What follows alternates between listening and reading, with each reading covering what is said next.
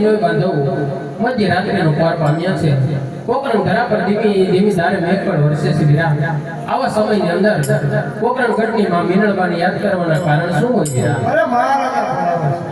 બહુ સારું વીરા તને જાજી કમાઈ બાંધવ અરે હા પરણીને આવ્યા 20 વર્ષના વાણા વાઈ ગયા કોઈ દિવસ મારા સ્વામીના મુખ આટલા ઉદાસ જોયા નથી